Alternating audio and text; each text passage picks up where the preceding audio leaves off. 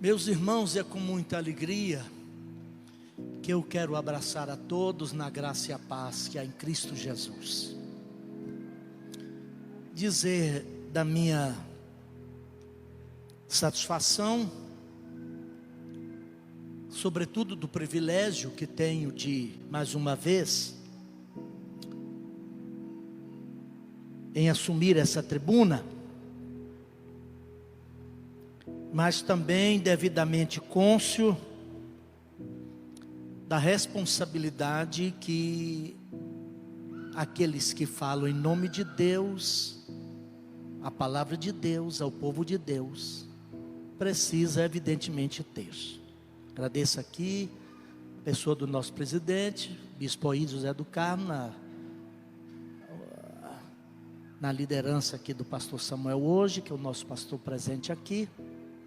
Eu sei que esta igreja, por ser a igreja do Senhor, tem muitos talentos e muitos homens e mulheres de Deus que poderiam, tanto quanto eu, quem sabe até mais habilmente do que eu, assumir essa tribuna e ministrar-vos a palavra do Senhor.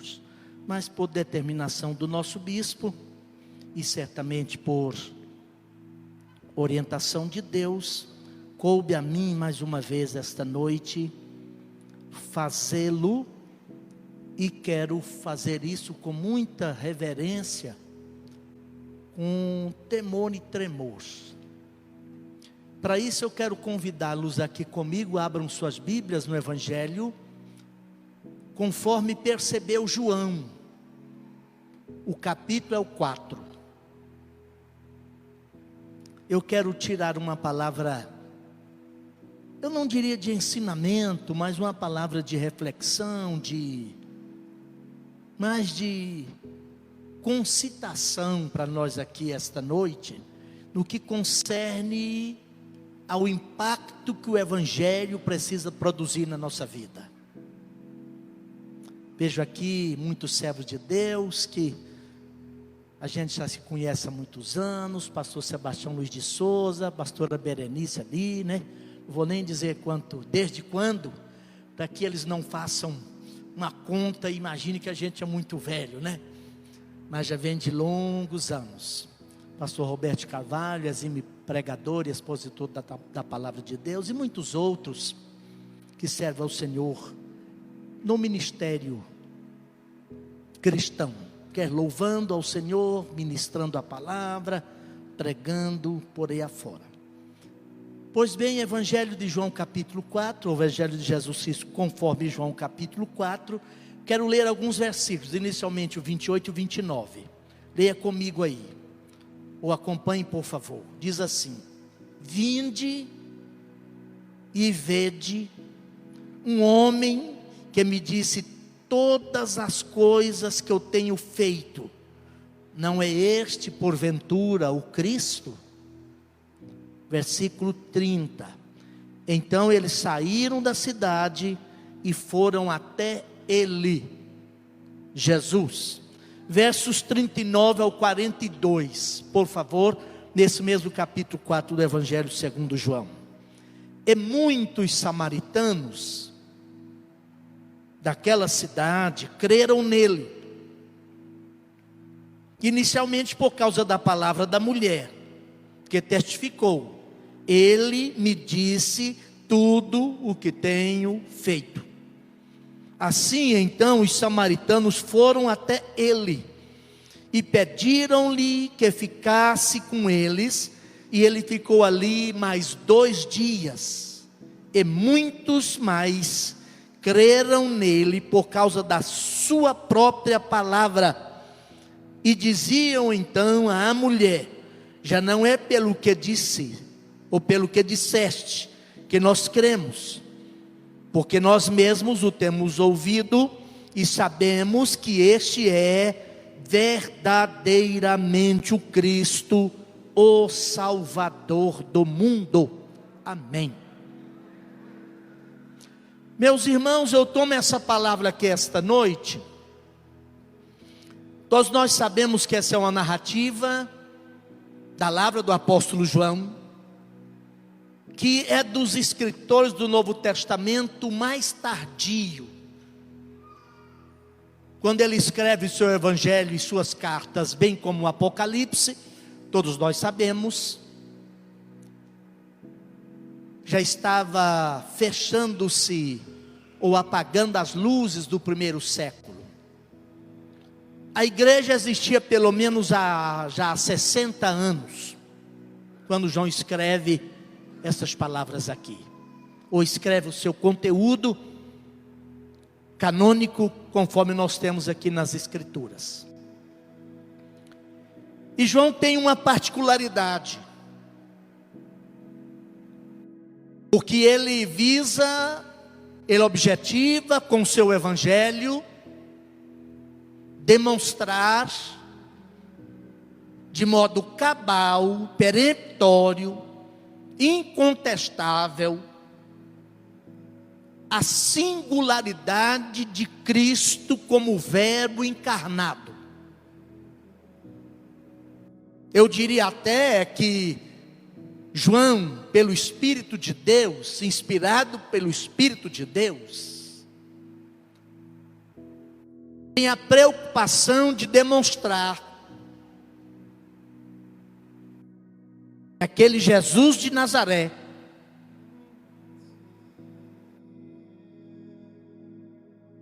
é de fato, fora e é de fato a essência do Evangelho.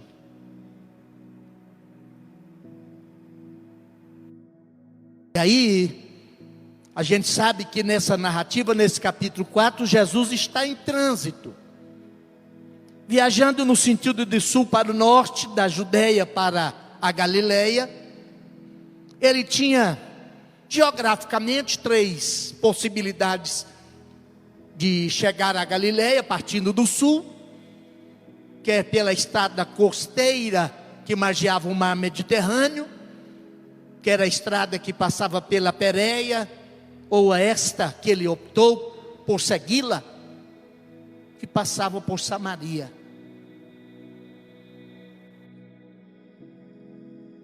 E a gente sabe que no contexto desse texto que eu li, tem algo muito extraordinário da parte de Deus, mas especialmente no modo como Jesus entabula, inicia uma conversa, um diálogo com aquela mulher de Sicar.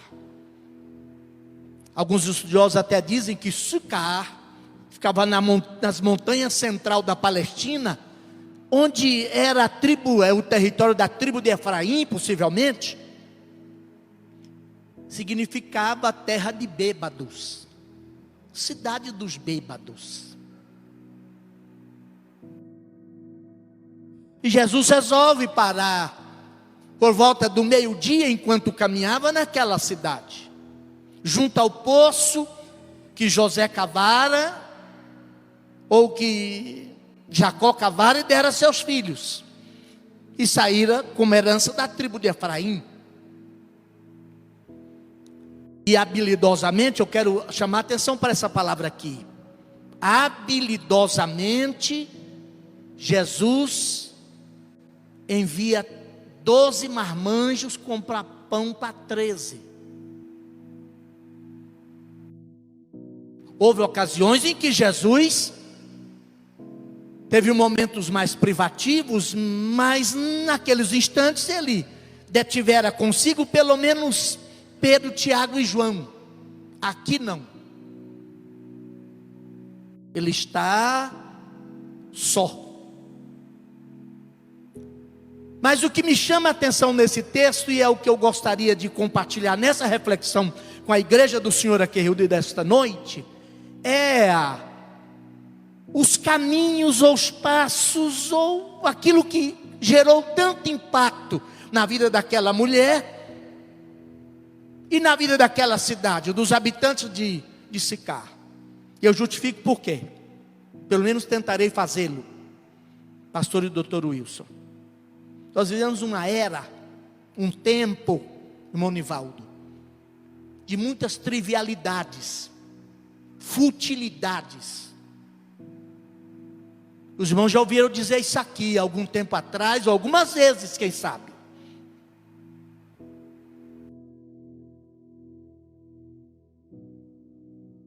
temos extraordinário desenvolvimento científico, tecnológico. As pessoas imaginam saber de tudo, e todos querem saber de tudo, e todos falam de tudo, mas já profetizou lá atrás, Viktor Frankl, que nós viveríamos um tempo, na fé cristã, onde não encontraríamos consenso, porque todos se arrogariam, pastor Isaías. Eu vou usar um advérbio muito forte aqui. Ousariam petulantemente imaginar que sabiam de tudo. Mas esse pseudo-saber imbecilizou, estupidificou grande parte da sociedade hoje. Eu vou ser mais direto ainda. Pastor Wilson Bernardes. Isso adentrou em alguns bolsões do movimento evangélico brasileiro. Tem coisa que me faz enrubescer quando eu vejo que tais coisas acontecem no recinto sagrado, onde o limite entre santo e profano, pastor Roberto Carvalho, o senhor que ministra e é um homem de Deus, expoente da palavra do Senhor, percebe isso certamente tanto quanto a gente. Onde o limite entre o santo e o sagrado, o santo e o profano, foi de alguma forma, se não derribado, pelo menos fragilizado. É muita futilidade, é muita. Falta conteúdo, densidade, gravidade, seriedade, piedade, espírito próprio do cristão, aliás, do evangelho, que deveria ser parte da vida do cristão hoje. Talvez porque já há algum tempo, pelo menos 20, 25 anos para cá, foi sutil e quase que inocentemente adentrando certos bolsões e certos espaços do movimento evangélico, uma ideia de um evangelho que existe para entreter.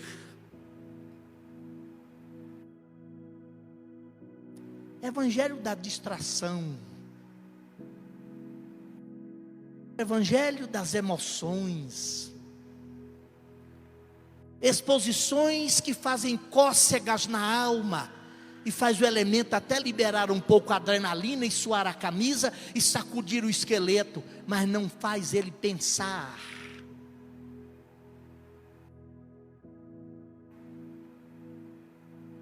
Eu vejo nesse texto aqui, pastor Sebastião, essa questão, primeiro uma inquietação. O impacto do evangelho, que o evangelho fará na minha vida e na vida daqueles que o ouvem, começa sempre com uma certa inquietação. O evangelho não existe para acomodar a poeira no fundo do copo e praticar aquela velha filosofia, deixa como é que está para ver como é que fica, e vai ficando. O evangelho é para perturbar. O evangelho existe para consolar os perturbados e perturbar os muito consolados.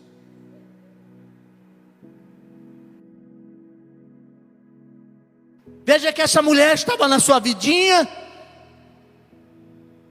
por volta do meio-dia, não sei se certamente não o horário ideal para buscar água. Jesus aparece lá, entabula, como eu já disse, um diálogo, uma conversa com ela, e foi uma conversa transformadora, perturbadora, inquietadora,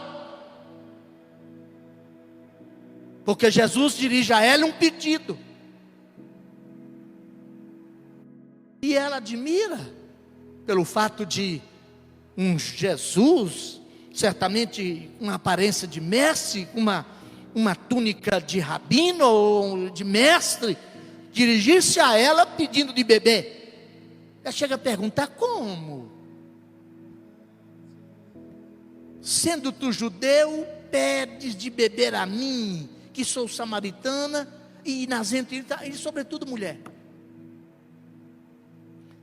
Jesus disse para ela assim: você está muito acomodada nessa sua posição de samaritana, na sua fé e religiosidade do Gerizim. Entre linhas, Jesus está dizendo para ela: se você soubesse quem é que te pede, você é quem pediria. Ainda, e embora você tenha negado tirar essa água, ou dar-me dessa água aqui, eu não te negaria, dar-lhe-ia a água da vida, uma água que te satisfaria a tal ponto, que você não precisaria mais de voltar aqui, porque ela vai jorrar de você para a vida eterna. Você pediria, mas você está muito acomodada. Sabe o que acontece? Eu quero que o Espírito de Deus nos faça despertar para alguma coisa aqui esta noite, porque chega deste evangelho a moda sabão homo. Evangelho a moda receita de bolo, faz assim, assado, cozido e temperado que vai dar certo. O evangelho não funciona assim não. O impacto que o evangelho precisa fazer na minha vida começa pela inquietação, mas tem que culminar numa satisfação plena lá na frente, que tem entre a inquietação e a satisfação final, a transformação que precisa provocar na nossa vida.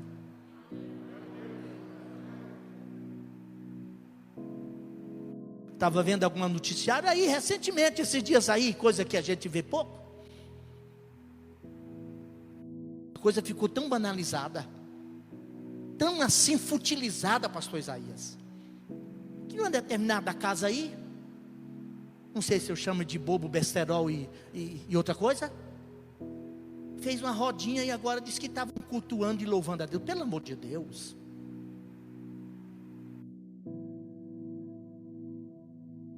Ficou tão vulgarizado que de repente tem pessoas que imaginam que se está num local dedicado a Deus, num templo, e que se ouve um discurso, um palavreado, um vocabulário cristão, de repente eu já, não, Jesus falou àquela mulher: eu vou inquietar você, inclusive tocando na sua compreensão de adoração. Você não entende ainda. É claro que os samaritanos tinham lá uma ideia do culto lá do templo do Gerizim, e esse templo foi destruído lá em 129 a.C., uma coisa assim, por João Hircano, um daqueles rasmoneus, filho lá dos macabeus. Mas eles tinham aquela ideia. Jesus e a mulher estão querendo conduzir a coisa, porque é muito fácil para a gente não ser incomodado e não ser devassado pelo evangelho nos porões e labirintos mais escuros do nosso ser, a gente inventar um palavrório teológico, um vocabulário religioso, e aí Jesus quer penetrar, Jesus quer ir no profundo do nosso ser, a gente tenta desviar a conversa para a religião e para a teologia, né? E ela foi levando a conversa e disse assim: não, e vem cá, o judeu diz que o lugar de adorar é lá em Jerusalém, mas a gente acha, nossa religião, nossa fé diz que é ali no Gerizim. E Jesus falou: vocês estão enganados, eu acabei de descer de Jerusalém, eles expulsaram de lá. Lá tem o templo dedicado a Jeová, tem toda a estrutura, mas está se cumprindo lá o que Isaías falou no capítulo 1 do seu livro, dizendo: olha, eu não suporto, é Deus falando, iniquidade associada com ajuntamento solene. E vem mais tarde, aliás no mesmo período de Isaías, o profeta Oséias, e diz assim: olha, eu não suporto mais o estrepidar dos ossos instrumentos. Sabe o que Deus está dizendo? O evangelho e o conhecimento de Deus que não provoca o impacto transformador na sua vida pessoal, não pode ser o verdadeiro evangelho. Deixa eu dizer algo para os irmãos aqui esta noite, com temor e tremor, como eu iniciei falando a minha introdução. Talvez não algo mais prejudicial e que mais impedem as pessoas de verem a Deus do que a religião. O cristianismo não é meramente uma religião. Eu sei que sociologicamente, historicamente, filosoficamente, ele é um conjunto de verdades e, portanto, é uma religião catalogada entre as outras para efeito de estudo. Mas A proposta do Evangelho, e o Evangelho que causa impacto conosco, é um chamado a um relacionamento, é que é darmos aos pés de Jesus, e ouvir, e deixar-nos como o poço profundo, aquele poço de Jacó, Jesus ir lá, e arrancar tudo que não presta lá de dentro, para que a água da vida possa jorrar, e fluir, e saltar, para uma vida plena, e satisfação plena, em Deus, em Cristo Jesus. E Jesus falou para ela: não, eu já acabei de vir de Jerusalém. Quase que contextualmente eu estou aqui falando com você, uma mulher que está aqui sozinha, certamente fugindo de algum olhar questionador e inquiridor das outras madames de Sicá e tal. Mas eu vim lá de Jerusalém, acabei de ter uma entrevista com um homem, um fariseu, um religioso, que tem um nomão bonito, Nicodemos, Nike, vitória, Demos, povo, aquele que se acha vitorioso sobre o povo. E ele não entendeu patavina nenhuma também, porque tal qual você aqui que está imaginando que, ou permitindo que a religião te impeça de adorar verdadeiramente a Deus, aquele lá também não soube entender o que é novo nascimento. Que o operar do Espírito Santo é extraordinariamente maravilhoso, mas é inexplicável. Jesus chega a dizer para Nicodemos: ó Nicodemos, o vento assopra onde quer, você vê os seus efeitos, mas você não sabe de onde vem nem para onde vai. Assim é que é nascido do Espírito. Eu estou falando de um nascimento que vem do alto, que é operado pelo Espírito Santo de Deus. E lá no versículo 10, nenhuma Bíblia traduzida do português quis traduzir o artigo definido masculino singular que está lá no original. Porque Jesus cresce uma ironia em cima de Nicodemos, diz: rapaz, tu não dizes que és o mestre de Israel e não sabes dessas coisas? Você não se arroga aí ser o mestre? Quando ele chegou para Jesus: ó mestre, bem sabemos que tu és mestre vindo da parte de Deus, porque ninguém pode fazer os sinais que tu fazes, se Deus não for com ele. Ele estava querendo se equiparar a Jesus aqui. Jesus fala para a mulher: eu vou dizer para você, o evangelho que eu trouxe, o evangelho que tem o Cristo, que causa impacto na nossa vida, que transforma e traz verdadeira satisfação, diz que não é o lugar onde, é o modo como você adora. Jesus falou: ó mulher, não é nem lá em Jerusalém, nem aqui no Gerezim, porque o Pai procura adoradores que o adorem em espírito. Eu quero usar essa questão aqui, espírito, com a emoção, com a vida, mas em verdade, com entendimento. E esse evangelho do entretenimento, esse evangelho da distração, abriu mão da busca pelo entendimento e a luz que a gente precisa ter. Mas aí eu vejo Jesus trazendo a mulher de volta para o veio, porque agora, quando Jesus disse que ele tinha uma água melhor do que aquela, ela faz um pedido: dá-me dessa água, para que eu não precise mais vir aqui. O evangelho, a segunda verdade, a primeira é inquietação, a segunda é confrontação. O evangelho que não confronta. Jesus poderia ter dito: tudo bem minha filha, vou te abençoá-la, e aleluia, fique como você quiser, do jeito que você está, e continue. Jesus não disse isso. O texto é bem claro. Jesus está dizendo entre eles assim: se você quiser desta água, a gente precisa sair do âmbito do geral, sair das discussões ideológicas e filosóficas da religião, e vir para o porão da sua vida. Eu quero conhecer, eu quero ver até onde você vai permitir que eu possa penetrar, imiscuir, vasculhar os porões da sua vida. Hoje nós vivemos a época das trevas, das maquiagens, do faz de conta, do mês média. Eu estou usando uma expressão técnica, do mês média. Não precisa ser, basta parecer que é. Não precisa ser, basta parecer. Aí Jesus tira a conversa daquele âmbito, daquele caminho, e diz: vai lá e chama o teu marido. O evangelho que impacta ele quer iluminar o nosso passado, mas o evangelho que impacta, quando lança a luz o grande farol, o holofote de Deus, da verdade de Deus sobre a nossa vida, ele também coloca o nosso passado nas mãos misericordiosas de Deus. Se o Espírito de Deus começar a te perturbar em algum dia, pode se entregar completamente a Ele. Esse Espírito é muito ético, ele não vai publicar suas vergonhas, ele não vai, ele vai tratar com você, mas ele precisa. Vai chamar seu marido. Ela falou: eu não tenho marido. Aí Jesus falou para ela: você disse a verdade agora. Se você deseja ter dessa água, você precisa permitir que eu trabalhe a sua vida pessoal, no seu ser. Jesus falou para ela: porque você já teve 5 maridos. Não sei se eles estavam mortos, se ela tinha divorciado ou deles, ou mandado embora. Jesus falou: você já tiveste 5, e o que tens agora também não é teu. Você deve ter pego de uma outra por aí afora. Eu quero o evangelho. Até tem um autor americano aí, pastor Aristide, escreveu um livro, Os Perigos da Intimidade. Tem gente que imagina que pode viver permanentemente na intimidade com Deus. É que você não entendeu quem é Deus ainda. Porque o dia que você perceber, em alguma medida, quem é o Deus da Bíblia, você vai gritar como Isaías: ai de mim, porque tem perigos da intimidade com Deus.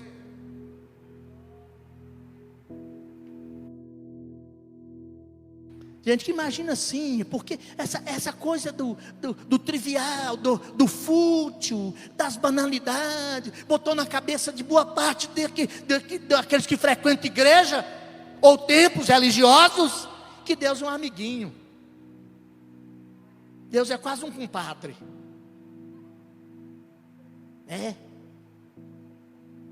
E aí nós estudamos agora na lição passada, capítulo 5 do profeta Ezequiel. Deus dizendo assim: ei, meu povo, cadê a aliança que nós fizemos? Vocês rasgaram o pacto.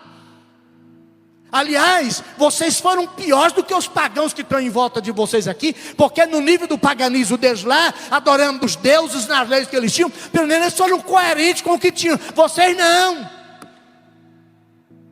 E a gente leu lá, o pecado e suas consequências, estudou lá, o pecado e suas consequências. Mas para a gente encerrar, eu fico olhando isso aqui, aquela mulher desejosa de ter essa água da vida.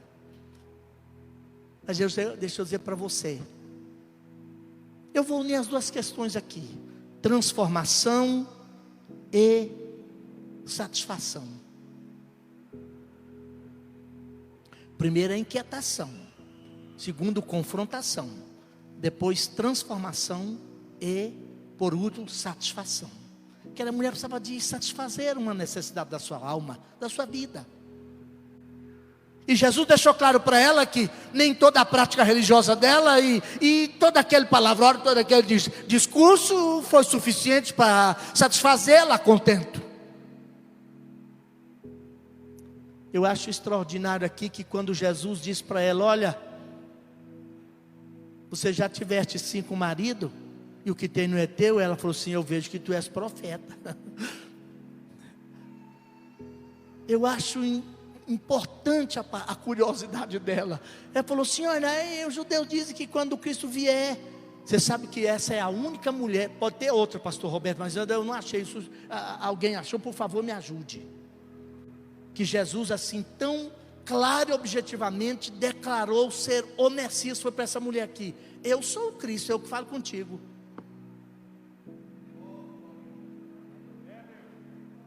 Você imagina? Ele diz que quando o Messias vier, o Cristo vier, vai nos declarar, vai nos ensinar todas as coisas. Jesus falou assim: eu sou o Cristo, eu que falo contigo aqui agora. Ela esqueceu lá o canto de água, o cântaro de água, e correu para a cidade. Aquela envergonhada, estigmatizada, rotulada, sozinha, envergonhada, agora enfrenta a sociedade toda e diz assim: ei, vem aqui. Eu gosto disso aqui. Eu paro aqui porque senão o tempo passa. Eu passo do horário. Não tem evangelho que não trabalhe por essa voga, vinde e vê. Esse evangelho de sintomania não tem base no evangelho de Jesus Cristo, não, Senhor. É claro que o evangelho não pede para eu assassinar a minha emocionalidade. Eu entro com tudo que eu sou para o evangelho, mente, a minha razão, minhas emoções, meus sentimentos. Mas o evangelho que não leva a compreensão, que faz só o sujeito arrepiar, e que arregala e esbugala um zóio, e começa a fazer um reteté e um lenga-lenga, isso não é evangelho de Jesus Cristo, não. Evangelho é mais do que isso. Qual é o testemunho da mulher? Ela chegou lá na cidade e disse: vinde e vede. Eu gosto disso, pastor Samuel. Por isso que eu sou cristão. Crente também. Mas antes de ser crente eu sou cristão. Porque a minha fé se embasa em fatos reais, verificáveis e passíveis de serem experimentados. Lembra do túmulo vazio? Quando as mulheres chegaram lá no jardim da tumba, pastor Sebastião Luiz de Souza, procurando, falou: a quem buscais? Jesus, o Nazareno? Ele não está aqui, mas a ressuscitou. E um texto diz assim, uma versão da Bíblia assim: vinde e vede, que o nosso cristianismo não é só de sentimento. Não é essa história que alguém furnou numa caverninha por aí, num buraco, e viu um sujeito lá chorando e não sei mais o que. Não. Nossa fé é embasada em fatos verificáveis e passíveis de ser experimentados. Fiquem em pé todos vocês, por favor. O que o texto diz? Ela chamou a multidão e disse: olha, eu encontrei um homem que me disse tudo quanto eu tenho feito. Não seria porventura esse o Cristo? Sabe o que eu quero dizer com isso aqui?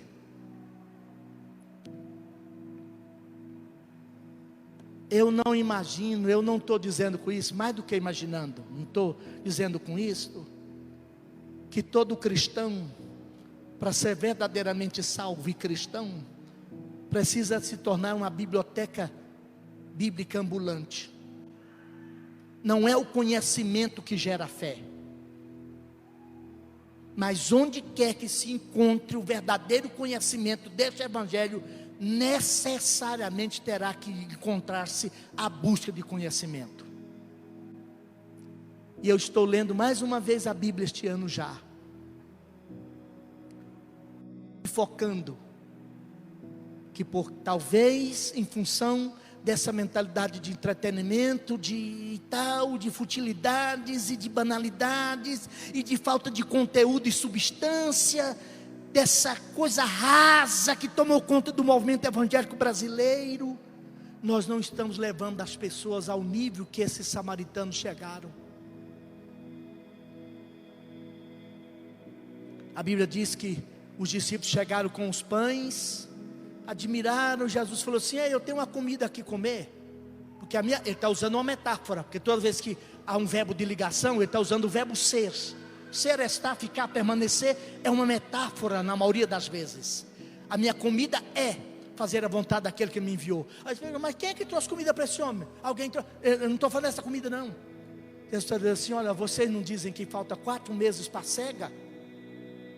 Olha lá os samaritanos descendo. Eu penso que com aquele turbante meio branco na cabeça e descendo das montanhas lá. Falei: eu lancei a semente agorinha, vocês vão colher. Olha lá, já está chegando, é a hora da colheita. E a Bíblia diz que Jesus ficou por lá. Eu gosto disso aqui, a segurança que o texto dá, no sentido de que os samaritanos ouviram-no, pois ele permaneceu com eles por mais 2 dias, e agora eles podiam dizer: agora nós sabemos que ele é o Cristo Salvador, não mais só pelo seu testemunho. Sabe por quê? Porque o cristianismo, a nossa fé é uma fé verificável e que pode ser experimentada. Nós sabemos agora, nós conhecemos que ele é o Cristo Salvador. E deixa eu dizer para você, em nome de Jesus Cristo, aqui esta noite, ninguém é cristão até chegar ao nível de confessar quem Jesus é.